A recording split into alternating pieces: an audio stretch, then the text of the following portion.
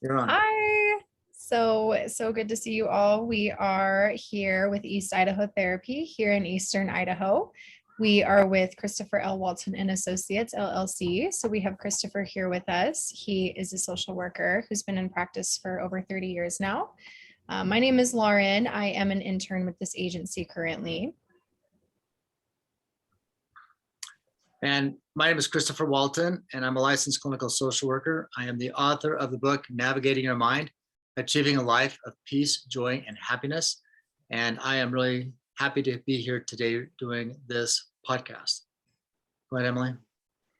Hey guys, my name is Emily. I'm a licensed social worker and I work as a therapist for Kristopher L. Walton and Associates. I've been working with him since about June with a lot of individuals in the BYU-Idaho area and just the Idaho Falls and Rexburg area in general. And I'm super excited to be here. Okay, today we have a special guest. Her name is Katie Robertson, and she is from BYU, and I want her to talk about, or BYU-Idaho, and I want her to talk about herself and what she's been up to. Perfect, thank you.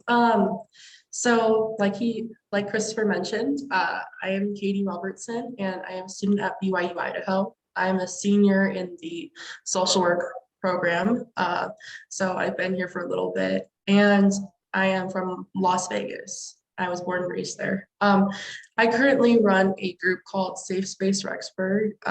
It is on Instagram as well, if you want to look it up.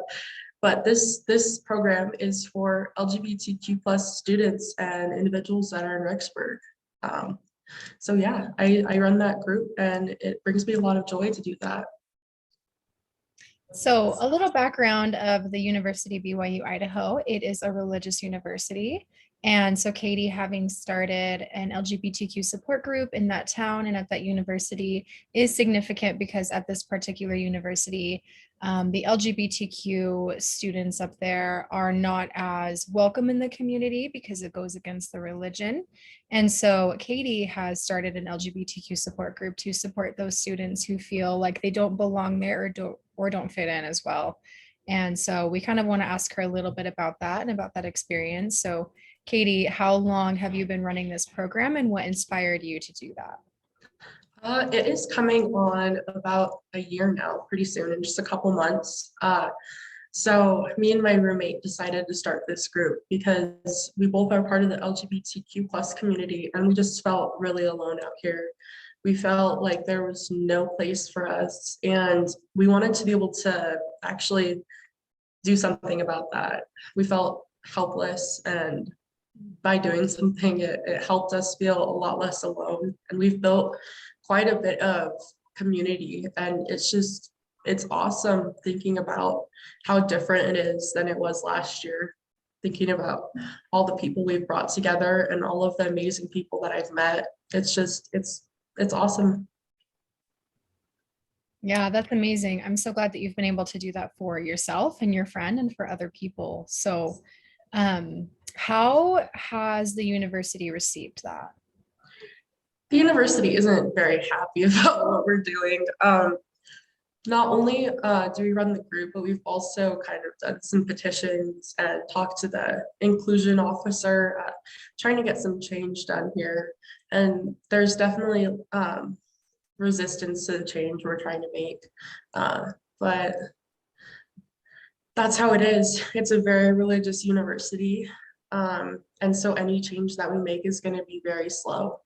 But we are making a change, so it's a really good thing. Yeah, that's amazing and so admirable. It's hard to make change, and it's hard to, create those waves and try to make a difference. And I love that you are making a difference in that community. You're trying to collect together the people who might feel like they don't belong as well, and make them feel like they belong and that they have a place somewhere. I love that. So did you have any experiences like that in Vegas that persuaded you to eventually create this support group? Yeah, Vegas is a very different place from here in Idaho. I came up here, and I mean, obviously I was expecting it to be very different, but whenever I came up here, I was not ready for the shock. it seems that a lot of people here are a lot less accepting of different groups of people, just for them being different. And with a religious university, you see a lot of pushback against progressive change. But growing up in Vegas, I had a lot of different friends, a lot of different sexualities, races, just a very big different group of people. And I also have a couple gay aunts, and just seeing them and the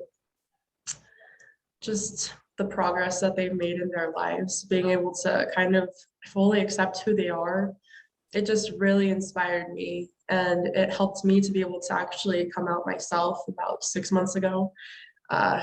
But just the people around me and having my mom as a support system has really driven me to want to help other people.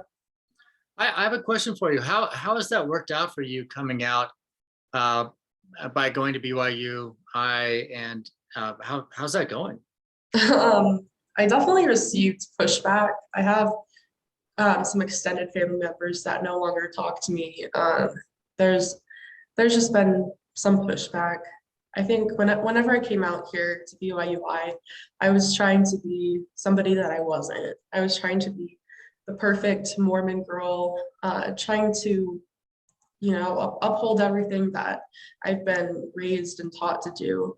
And so coming out here was very strange, but my mom and my dad, they've been very good, which has been very helpful. My mom has been very, very supportive of what I've been doing up here. And luckily, I had started this before I had come out. And so it left a lot of people questioning if I was part of the LGBTQ plus community. And so whenever I came out, a lot of people were kind of like, oh, yeah, we kind of already knew. But so you're as a gay woman going to a conservative Mormon school. Why did you choose to do that?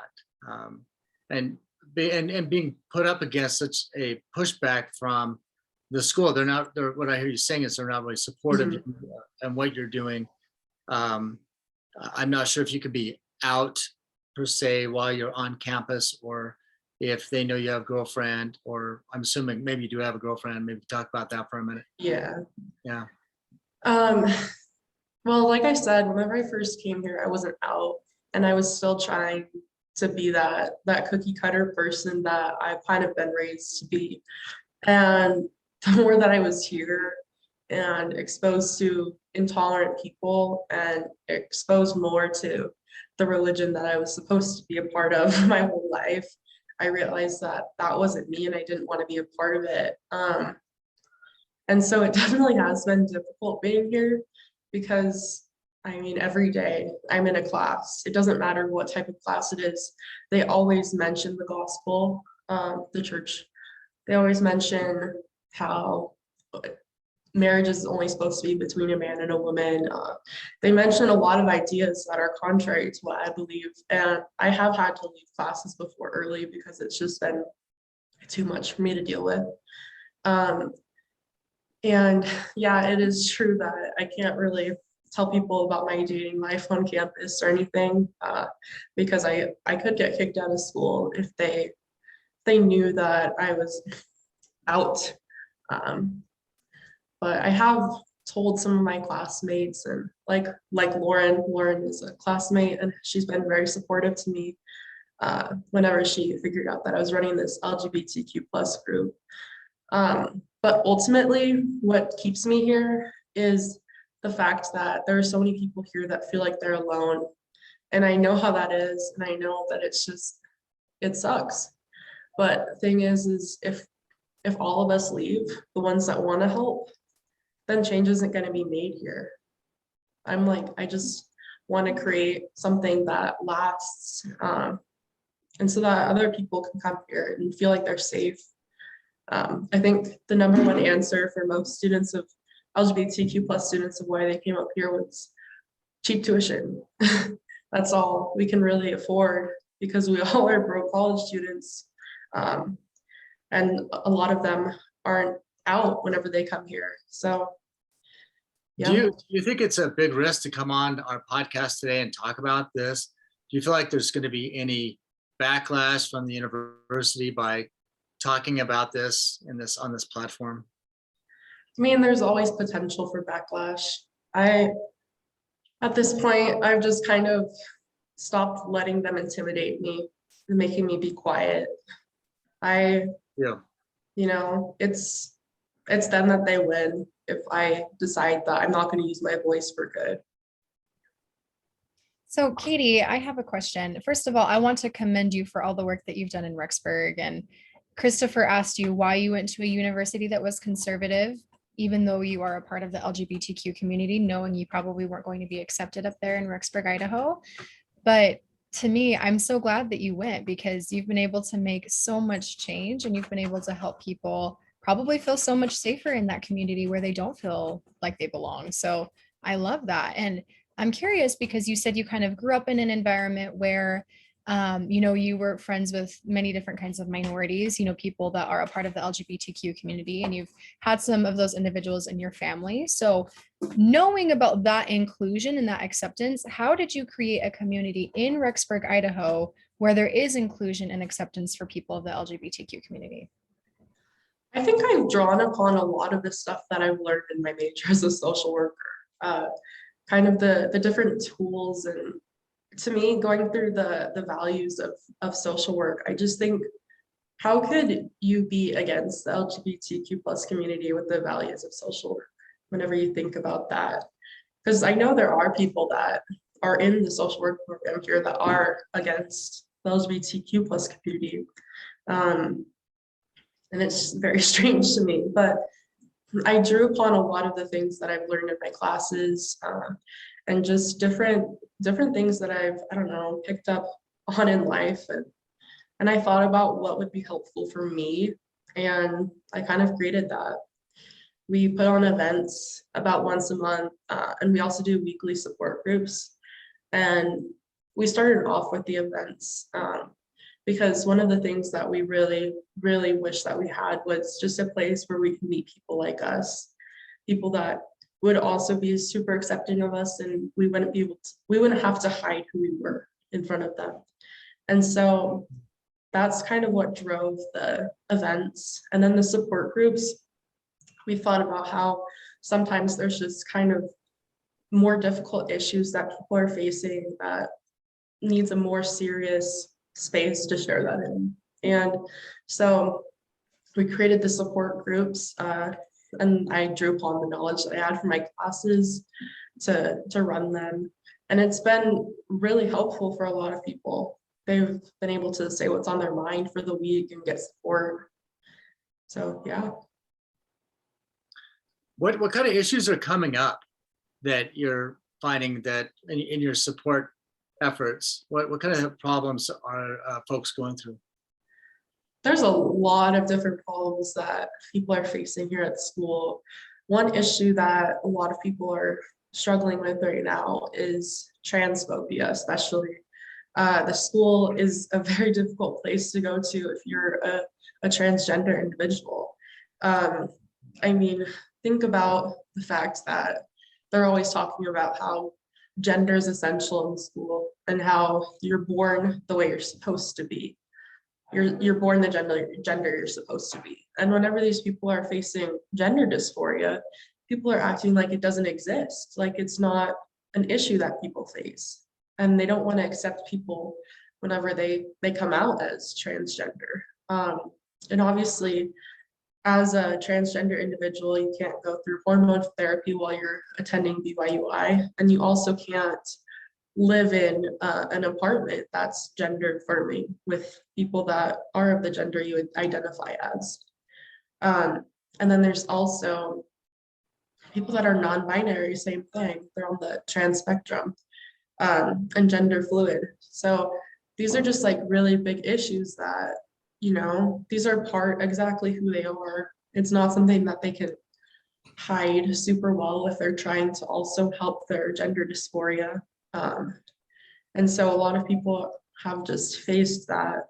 But yeah, that's a separate issue from just dating. I've known people that have gotten in trouble with Honor Code, which is an organization here at this school that gets people in trouble for not keeping the rules. And one of the rules is that you can't date same gender as yourself. And so I've known guys that have gotten in trouble for holding hands with men. But there's just not I don't know, Honor Code doesn't treat things fairly across the board, is what I have seen. But yeah. What kind of trouble can you get in as if you're out within the scope of your gender and the school finds out about it? What do they do? You can get kicked out. You can, your bishop can take away your ecclesiastical endorsement, which means that you are no longer able to attend the school. It's a serious issue. So a lot of people live here and kind of try and hide the fact that they're transgender so that they don't have to deal with getting kicked out of school. Because a lot of these individuals, they've been cut off by their parents, or, you know, they don't have any help whatsoever. And so whenever you're thinking in that scope, they don't have the money to attend anywhere else. They're stuck. There's people who are out, and then but the school doesn't know it, but the family knows. Mhm. And so, and it seems like there's an honor code police or something that it's honorable to turn in turn into another student for breaking the honor code. It's encouraged. Oh, it's encouraged. Yeah. Is it scary to be a part of an organization? I mean, that's got to be really terrifying for you. Yeah, it can be really scary. I do have to worry about honor code a lot. Me and my roommate have gotten honor coded just for hanging a rainbow flag in our apartment, like on our window. You can get honor coded for very, very small things. And so it is really scary, but I mean, I can't allow myself to not do this. I don't know if that makes sense based on my conscience and I don't know, just my moral compass. I can't sit by and watch all these people suffer and not have a place, even if it means that I'm more likely to get in trouble with honor code. So all the folks you're talking about, because I think you have over 1,000 people on your Instagram who follow you, is that correct? And I'm not sure if all of them attend the school or not, but a lot of them do probably. And so it seems like the honor code violation situation must be pressing on people's minds quite a bit. Yeah, it is. There's quite a bit of people that, you know, have same-sex, like they're a same-sex couple, and, you know, they can't go in public holding hands with somebody, like with their boyfriend or girlfriend, because they could get kicked out just for that alone. And you can even run the risk of getting kicked out in your own apartment, because if you live with other individuals in your apartment that are against the LGBTQ community, given their religious perspectives, then they can kick you out if they see you with your partner of the same sex. Yeah, and the school also highly encourages people to report others to honor code. They threaten you with trouble. They basically say if you've seen something and you don't report it, you yourself are able to get in trouble as well. And so it's a very messed up system and it's outdated. Our rules at BYU-I are behind BYU Provo by about 20 to 30 years whenever we talk about progress. It's insane. And there's also this whole thing about, they call it the chastity line. What it's supposed to be is that for both straight and gay couples, it's supposed to be the chastity line that gets you in trouble. But they don't follow that. If you're holding hands as a gay person with another gay person, then you can get kicked out for that. It's just, and the thing is like we've talked to the office and inclusion and we've talked to different people, and nobody will give us out in writing the exact rules, because they know that if they put out in writing what the rules are, then they can't honor code people for certain things, even if they want to. So, Katie, I want to know how many people are in your support group and how you're able to kind of advertise your support group and spread the word. How did you get it going in the first place, and how were you able to kind of build it up to where you are now? Yeah, so basically we have quite a bit of people in our support groups. It depends on the day, but like 20, 30 people. Sometimes we get even more. The rooms are always very crowded with people, and it's good. Um, but we kind of post on social media about it. We have friends that are running other Instagrams, like groups at the school, and so they'll repost our stuff. And then we also kind of rely on word of mouth. So if they have friends that want to come. But yeah, so we started this group. We started it as an Instagram, and we kind of just started following people. We were looking at different students here. We were looking for people that had like pronouns in their bios, different stuff like that. And so we were just following a bunch of people, and we were getting people that were following back. And so we just kept growing it. And so it sped up and it grew, and it was really good. I mean, it took a lot of work to grow it, but it grew, it was really exciting to watch at the beginning whenever it started picking up. But we get the word out by, if somebody is in the support group and they know a friend that's alone that needs this, they'll bring their friend or stuff like that. And it's just worked. We try and figure out how to get the word out more, because we know there's a lot of other people here, but for now, this is what we have. And I brought Emily on board here because I wanted her to talk about this for a minute. She's a licensed master social worker, and I wanted her to talk about some of her ideas, because we get quite a few people in our practice who go to BYU-I or graduated or about to go, or somewhere on the spectrum, and that are really struggling with a lot of these ideas. So I wanted her to talk about that a little bit. Yeah, definitely. And Katie, first of all, I just thank you so much for all the work you're doing. And I just was thinking when you said that, you felt this almost like social justice need to continue going to BYU-I and stick it out, even though like their values totally don't align with yours, is incredible, because that's hard. That's hard work to do, to feel like you have to suppress a part of yourself, right? While you're in a school that you're going to be in for a few years, right? But I have a lot of clients who come in that go to this school and are coming for, transitioning out of the LDS faith. That's a big thing. And also just feeling like they can't truly express their sexuality because of, the honor code and other rules. And, frankly, I'm catching up, still with, I guess, like BYU-I, I don't know, like the culture there, for lack of better words. Yeah, ultimately the culture there. So I'd love to know a little bit about like what the social work classes look like, what types of things they do promote. Because I think, as a profession, social workers, we are under a code of ethics, like you had mentioned, that really promotes, autonomy and promotes, respecting an individual for, whatever beliefs they might have, meeting a person where they're at. So what, like course-wise, what do courses look like there, and what kind of things are taught? I think they suppress a lot of the stuff whenever it comes to stuff that are against the church, like LGBTQ plus issues.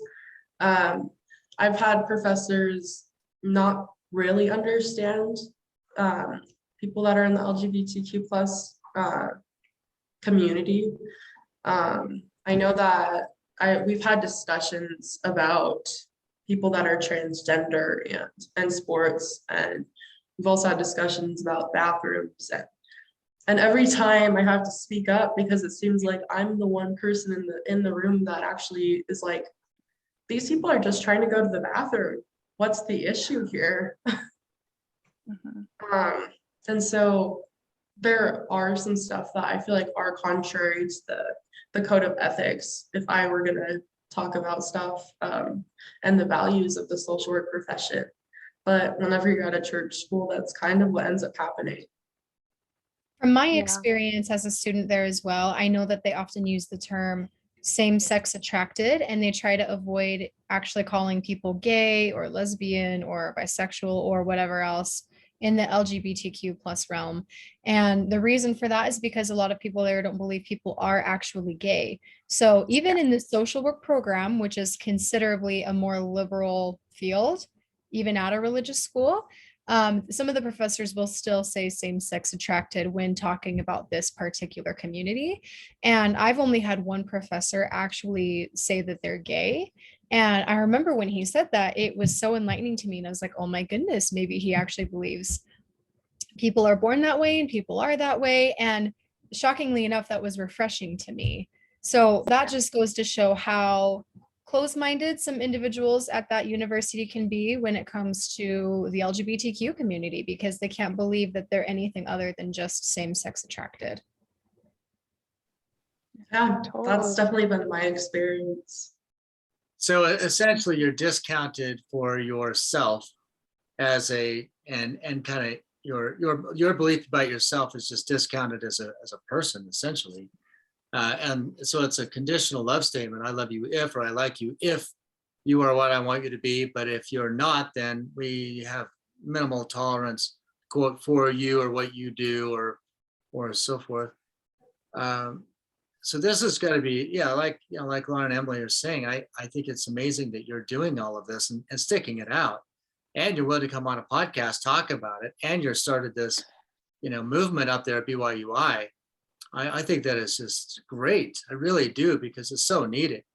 Because on our neck of the woods as therapists, we deal with people who are thinking about coming out, how to come out, or maybe they just came out, or they're in the transition of figuring out how, who they are, where they're at, what they believe.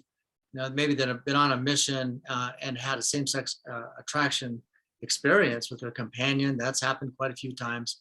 Or they've thought about it throughout their lives, and there's still the idea of coming out and talking about it is really terrifying with family. And then you have the university against you. You have people in your college of social work that are against you. There's all these people out to be against you. So I'm really proud of you about doing all of this. Can you talk a little bit more about that? Maybe the transition and coming out process, because we, like I was saying, and Emily can even talk about this more as far as what she's been seeing and what can we do to help people out? Maybe let's talk about that for a minute.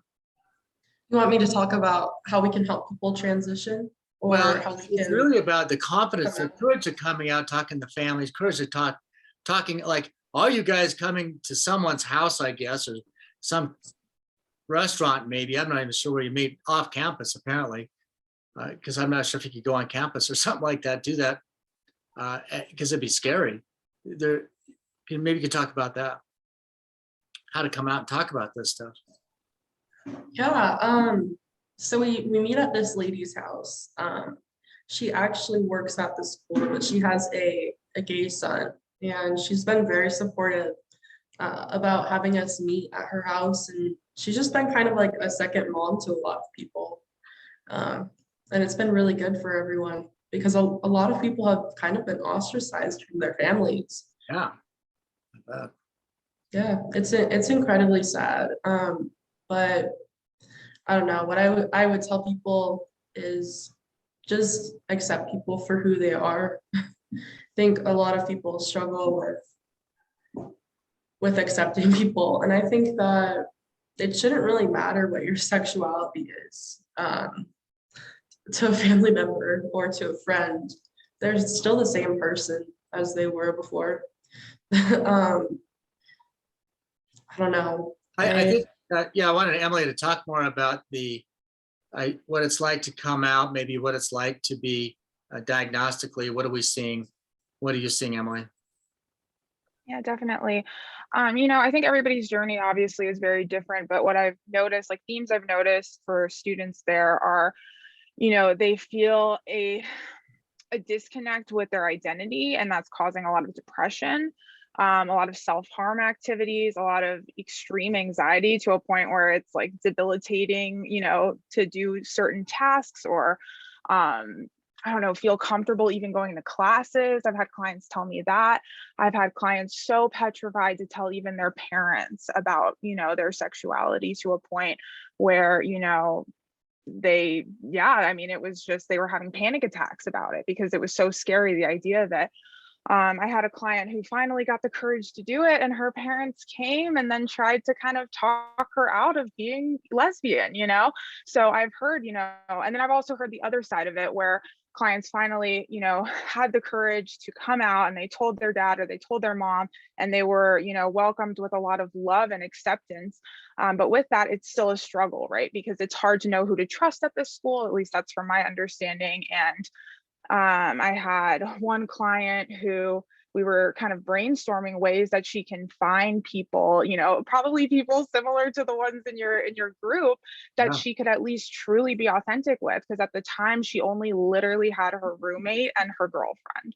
Like, those were the only people that knew on campus. And it was really hard for her because she felt like she was always having to make excuses as to why she wasn't dating men, which I know that's another big thing, is like, there's a big push to date at BYU-I, right? So she always was having to like have this kind of fake narrative about why she's doing what she's doing and really suppress this part of her that was so true to her. Yeah, you see that with a lot of students out here.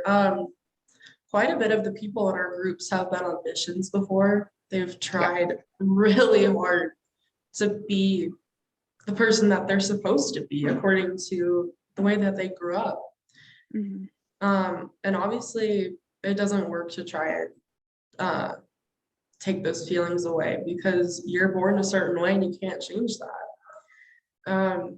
And I wish people would realize that and realize that, it is part of who you are. You can't just date somebody of the opposite gender and make that marriage work, because that is heavily advertised. And those types of marriages don't work. And we have seen them in our practice. We've seen quite a few people, and throughout my history here in Idaho Falls for 20 years, I've known men who have married women, gay men marrying women, because that was the advice that their leadership gave them, is to marry in a heterosexual relationship. And it doesn't always work out so well. There's a lot of complications about being married to someone that you're not attracted to and don't have a desire to be with. I've known men who have had, think of a man I've known a long time ago who had 6 children, and just a really good career and a lot of good things happening to him, but he really did not like his life because he knew he was married to the wrong person. And that was really painful. And he was in his 50s, and he said he was never happy because he was always in denial of having to be his true and authentic self. And so we see that quite a bit. And that really creates a lot of, like Emily was talking about, depression, irritability, loss of interest, difficulty sleeping, focusing, concentration, anxiety, not really feeling like one has motivation anymore to do things, don't want to hang out with people they used to want to hang out with, feeling rather suicidal, self-destructive, drugs, alcohol, sexually acting out, self-mutilation, cutting on themselves, trying to cut that part of them out of themselves so they don't have to be gay anymore, or LGBTQ, or wherever they're on the spectrum, and they want to cut that out. They want to fit in. They want to have love. Everybody wants to be loved. And when they're rejected by constant rejection of a true sense of self, or at least the experiment of figuring out who self is, because when you're 18 years old, you don't have no idea who you are. Try to figure all of that out. And that takes time to be able to have, and also the freedom to be able to express and try new things to see what is going to be a long-term fit. And to say that it has to be done only one way, that the mental health consequences of that policy or belief system really keep psychiatry rather full. And that's really a sad outcome of the religion, and my belief, or just a lot of religions, not just Mormonism, but a lot of religions, is really creating people to have a lot of anger, anxiety, and depression. Yeah. Emily, I know Emily's gonna probably say something about that. Yeah, no, definitely, agree with you, Chris. That's a lot of what, I'm seeing too in with my clients. And I remember once, because I feel like as a therapist working in this area, I'm learning a lot. I'm learning a lot. I did not grow up in an LDS community. I do not have a huge background in, religious doctrine that's as strict as like the Mormon doctrine, I would say. And I remember one of my clients told me to watch a video that I guess is promoted throughout the church, and it basically was about this woman who knew inside that she was lesbian, and she was dating this woman for a long time.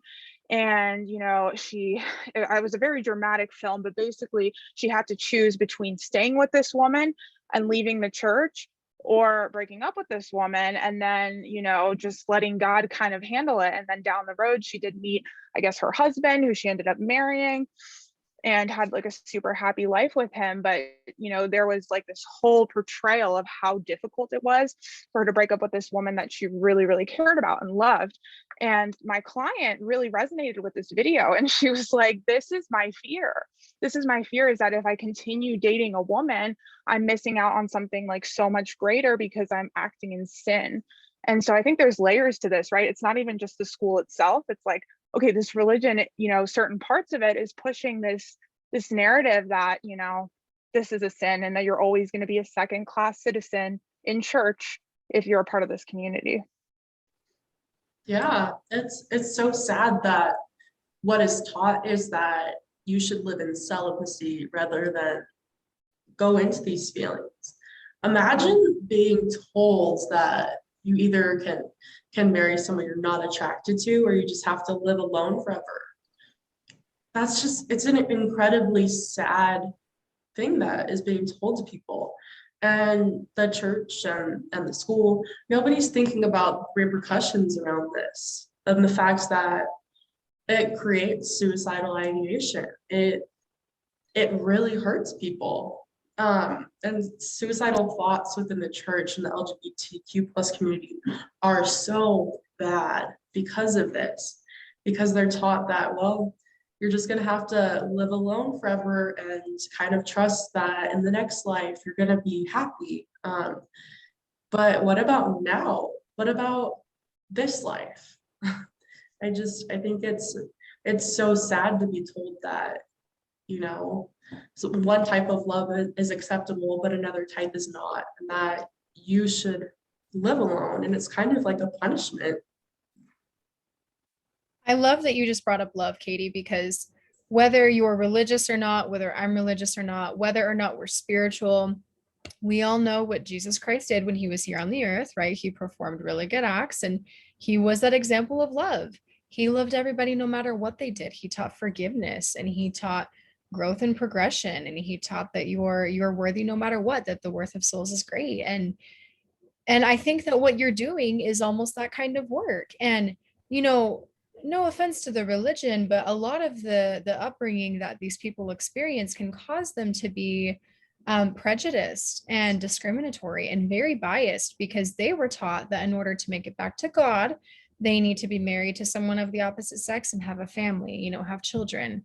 And so people in the LGBTQ community that don't fit that agenda, that don't fit that mold, are inevitably going to have increased suicidal ideations and anxiety and depression and whatever else. So what has that taught you about kind of like the religion and how that fits in with Jesus Christ, if that makes sense? Like in my mind, you're doing that kind of work while a lot of people at that university would disagree. So what has that kind of taught you about that whole realm, if that question makes sense? Yeah, no, I totally agree with you. I think that the God that, people talk about, I don't think that if there is a God, that he's this horrible person that doesn't want you to be with people you love. I don't think that he would tell you that he'd rather you be dead than be acting on this, because he gave us all of these feelings that we feel. And I think that a lot of people are hypocrites in religion and use religion to hurt others. And I think that if that's what you're doing, then you shouldn't be a part of it. You shouldn't be a part of a religion if you're using it to hurt others. So I think that moral code and being a good person to others kind of goes above everything else, in my opinion.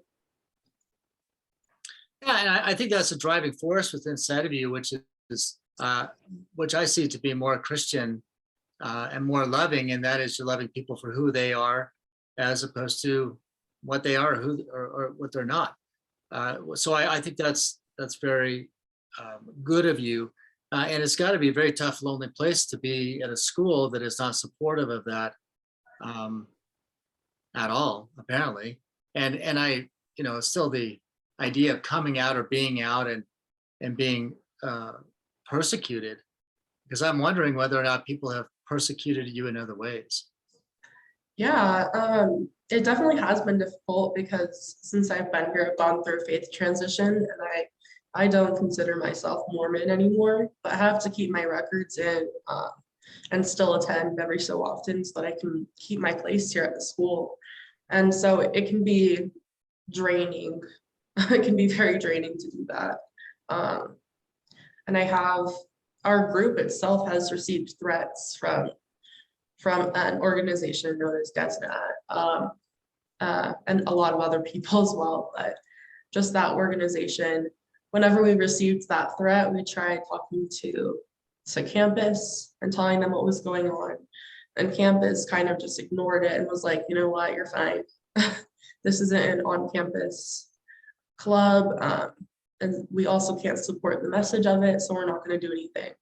And then whenever we talked to the local police here, they kind of said the same thing. I think a lot of people in the police force are Mormon, but they didn't take our threat seriously and said that if we wanted protection at our event, that we had to hire a police officer, that they wouldn't come unless something actually occurred. And so it's just really sad that people out here just have this mindset. And there's these things called Rainbow Days, and it's about once every semester. We celebrate that. And basically Rainbow Days is kind of just accepting people that are here that are gay, and letting the rest of the population know, hey, we're here and we're not gonna leave.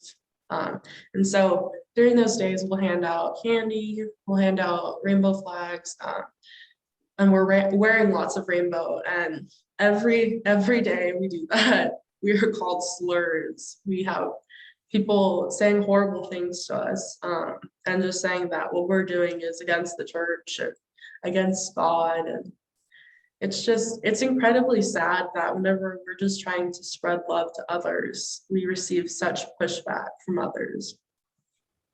So in the midst of all of that backlash, in the midst of all of that fear, you live in fear almost. You don't want to get kicked out. And you even said doing something as simple as putting a trans flag or an LGBTQ flag in particular in your window can get you honor coded, meaning can put you at risk for getting kicked out. That's scary. So living in fear of getting kicked out is probably really scary. But in the midst of all of that, what have you gained from this in a positive light? How has this taught you about your own power and the power of the LGBTQ community and the power that individuals possess? I think that doing this group, it has been very empowering for me. It has taught me that we ourselves as individuals, we're able to make change, even if it's just small change. We always have that power. And so I think that it's just really given me a more hopeful way to look at things, that, this might be how it is now, but things can get better. And the more that individuals chip in and decide that they want change, the more powerful that change can be. I was going to ask about allies, and do you have quite a few allies that are helping you out, either older adults or parents, or do you have mostly allies who are younger? How is that all working out? Yeah, we have quite a few allies. Like we have some mothers of LGBTQ plus students that support us. We have just different random adults that are just very kind and just kind of have been like, you know what, like we support what you're doing. We also have some students that are allies. And some allies will attend different events and stuff with their friends so that their friends don't feel like they don't have anyone there. So it's really cool to see people supporting each other. Do you find that more people are coming out to be your ally as you move forward, or are you still finding the same resistance as you did when you started? I think there's always going to be resistance, but I think that slowly we're taking away some of that resistance, which is good. Okay. I'd love to know, how did you initially start, I guess, finding people that you could trust to kind of spread the word and like create the organization? Because that seems like such a scary task in the environment that you're in. How did you go about doing that? We kind of just jumped in head first. We started our group and we're just like, well, it's going to be scary for us no matter what. We're just going to have to push through this. But kind of as we started to create this group, we had people reach out, like DM us on Instagram, and just be like, we're here for you. We want to support you in whatever way we can. That's kind of how the lady that we hold the events at, she reached out to us through Instagram. And so we kind of talked to her. We invited her to attend an event. And the more we talked to her, she's like, my house is always available if you guys need it. I'm always here. I'm a huge ally. I have a gay son. And so we've kind of just made connections along the way. And it's been really cool to watch. That's incredible. That's really awesome.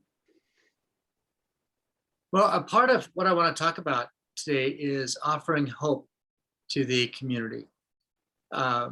Because there are good people out there that are LGBTQ plus positive and allies, and I consider our practice one of them, because everybody that was a precursor, kind of a litmus test to be able to come on board with us. Is I needed everybody to be positive about it, and because it's the right thing to do, but a big B about that is a lot of times when people are not getting support, we get a lot of mental health complications that go along with it. That as families learn how to cope and love their kids anyway, or it goes the other way too. Just as adults or parents are coming out, it's hard for sometimes their kids to accept it because their kids are straight and they're still in the church and their parents have left. So it goes a lot of different ways. It's not just young to old by a long shot. So we're really positive about that and how to help and promote the best mental health possible in order to be able to help people so they're not in that place of despair. Because when people feel such hopelessness and helplessness and large states of despair, then then sometimes they do try and hurt themselves, or they live in states of this disconnection and misery and not living in their authentic, true self or their belief about themselves. And that is not promoting them to be mentally healthy or choosing relationships a lot of times that are healthy. Even if it's with someone who is of the same gender, a lot of times people will kind of take whatever's in front of them as opposed to going after a person that they really want, because they don't believe that there's enough people who are out or not enough people who would be interested in them per se.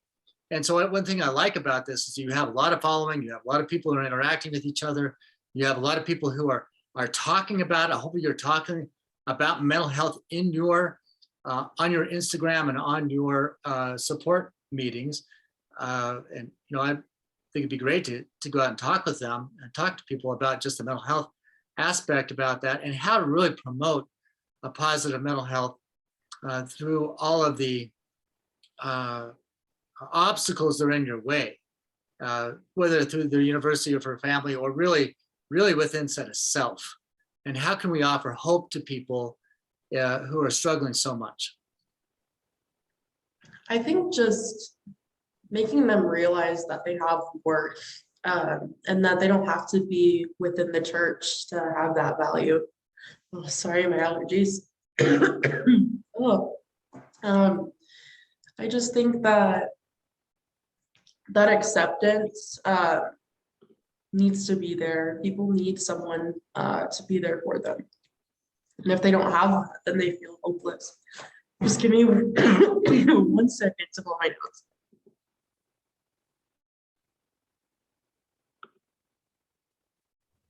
Allergies are the worst. Oh yeah, I apologize.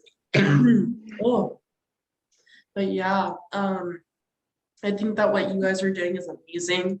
Making sure that you guys are allies and there for people. Oh gosh. But yeah, I just want people that are in the community to know that they have someone here, and that we're branching out. We're getting more people to be there for them. Yeah, and just as a, oh, sorry, are you okay? All right. But as a therapy group in Southeast Idaho, my main office is down here on Channing next to the hospital, and then all of our other therapists are online. The website is eastidahotherapy.com, and that is our practice, and we are here to help people out. If you'd like to set up an appointment to get in and talk to someone, the phone number is 208-403-0135, and Taylor would be able to help you out. And we do have immediate openings for people if anybody's looking for someone to get in and to be able to get help with. So I wanted to get that in before we forget. Yeah, and just as a final wrap up, Katie, for as much as you can talk right now through your allergies, if anyone in the LGBTQ community is listening right now, what would you say to them? What would you want them to hear? I want them to know that it gets better. I know that's kind of a cliche, but about a year ago, a little bit over a year ago, I was very, very suicidal. And I thought that it wouldn't get better. And I think that a lot of people think that way. You know, that's how they make that rash decision and end their lives. Yeah. So I just want them to realize that even though it feels like it's not going to get better and that nobody will accept them for who they are, it doesn't matter if you have your biological family there by your side. You know, it really does hurt whenever you aren't accepted by your family, but you create your own family, you find good people to be around you. And, you know, I found that here in Rexburg. I found a lot of accepting people and people that I would call family. And so it does get better. And if you are here in Rexburg, look us up on Instagram, Safe Space Rexburg. We're always here to help. Okay, awesome. Well, I think this has been a great podcast. I appreciate you coming on. And I hope that when people see this, as they recognize there are people who really care about them, and we do have a lot of hope to be able to help them get through these times. And thank you, Katie Robertson, for being on our show today. We appreciate it. Thank you. Okay, perfect. Thank you. I'm just going to end this.